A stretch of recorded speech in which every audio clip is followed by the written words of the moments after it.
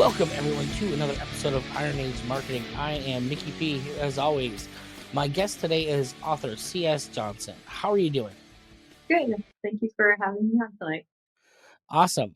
So let's begin and kind of talk about a little bit of your background, because when we first got in touch, one of the things that immediately set you apart from most of the other people I've had on the show is you haven't had just one book out. You have an embarrassment of riches and have clearly been doing this for a long time. So tell us a little bit about the long time that you've been doing this. Unless, of course, you just wrote a ton of books in the past year and I have it completely wrong. Uh, I mean, you know, I know I've been doing this a long time, so I think I've always wanted to be a writer. My parents actually have some of my old writing assignments, and we laugh at them still because you could really see some of the humor creeping in already. I think so. My first book that I finished it in 2007, and it actually got published through like a vanity press at the time. I was 18 and really better. It was either that or wait for Disney or somebody else to call me up. Um, you try telling an 18-year-old to be patient, and since then, and that was back in 2007, and this is before Kindle took off. This was before a lot of Amazon and ebook publishing took off.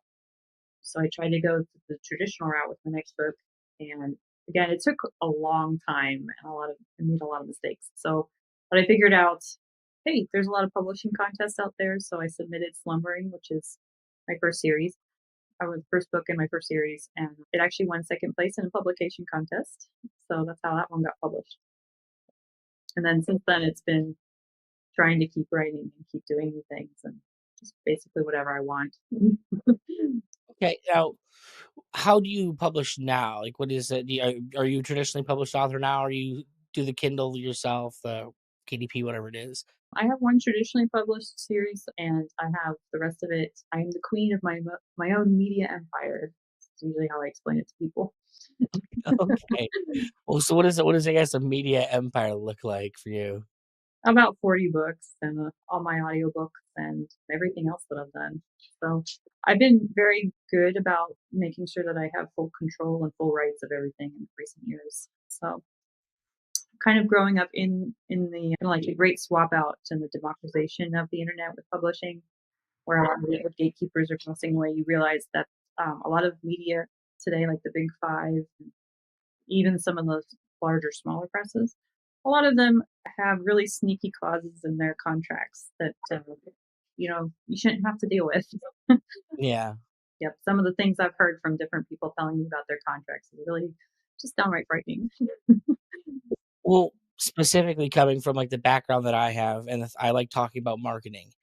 And the thing that I've talked to the few traditional people I have had that have done the traditional route, it's like, well, I still do all the same work. I only just have to give away a cut of it to them because I still market it. Like they don't have the money to do anything for me. So why did I do this in the first place? Just to give away money? I don't know. It is a labor of love a lot of times, and there is a big investment, I think, just in time and money. Like, I've made a good deal of money back, but not all of my books have made their their money back. So some of that just because I don't follow the rules to make money. Well, and so that's a good question. What do you classify as the rules to make money in writing? So the first thing is pretty much staying in your own lane, right? I haven't done that ever. I'm the jack of all trades and the queen of all, frankly. But Okay. so if you want to make good money, I try to stick to a genre. Like I started off with fantasy, so that was kind of a good one. But I have fairy tales, I have science fiction, I have nonfiction. I have some good satire pieces. So there's just a lot of stuff in it that I really enjoy.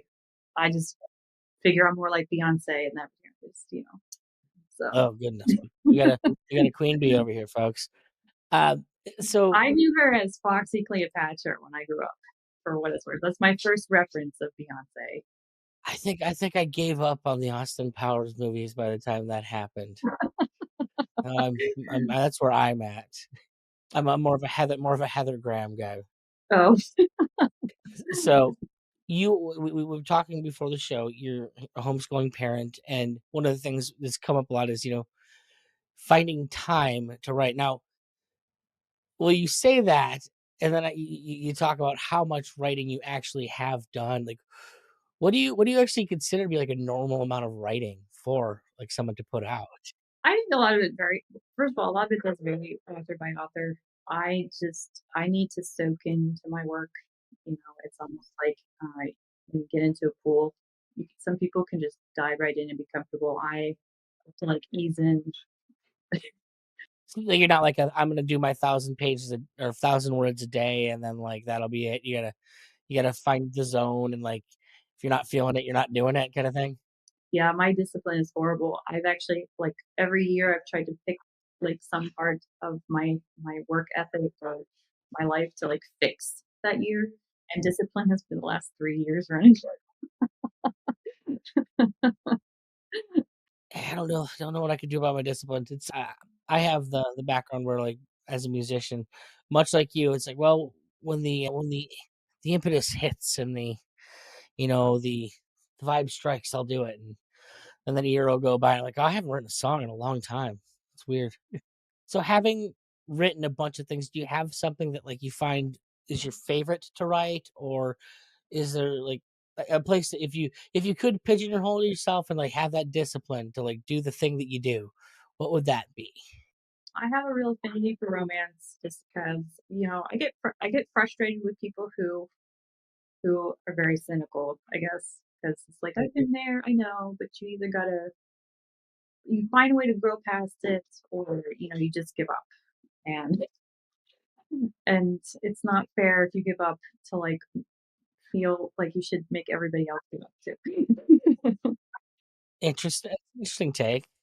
Yeah, well, I mean, it's not for the cynic to remain cynical, and it's just not fair for the skeptic to remain skeptical either. Those are things that bother me. It's just like, well, why don't you just admit to everybody that you're lazy? Okay.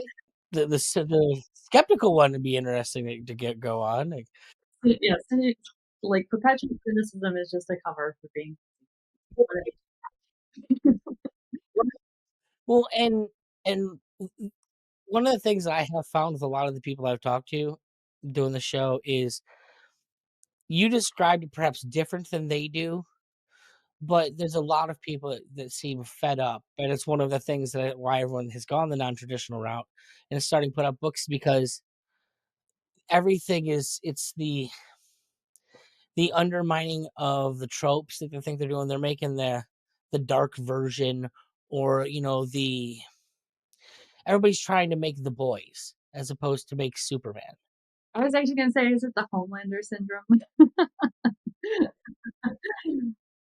Yeah, basically, it's like everybody wants to make all their heroes like even at the best, they just want them to be complicated and gritty, and it's like, you know, I get it in the 80s and 90s, that was the thing, but now we're 2 decades past that, and I personally is one of the things I do appreciate is that authors are trying to write hopeful characters.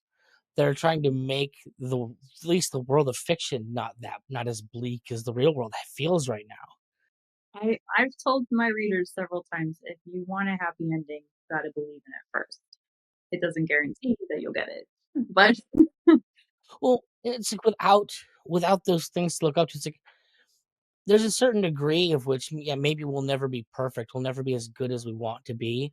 But if you don't have that North Star to shoot to, you're never gonna be anything. Like you're just gonna be I don't know what we're gonna be. Not worth it. well, there's so much of it that goes into a misunderstanding that I think stems from a misunderstanding of human nature. And, like we're a Christian homeschooler family, so we talk about living in a world of sin and how the things that we want are often, tainted by sin and the shadow, the valley of death. And it can really get complicated for people who don't understand that, like, just because you want something doesn't mean that it's a good thing to want, you know? And just because you wish something was true doesn't mean that it will be. And I get a lot of atheists that say, "Well, same to you," and I'm like, "Exactly."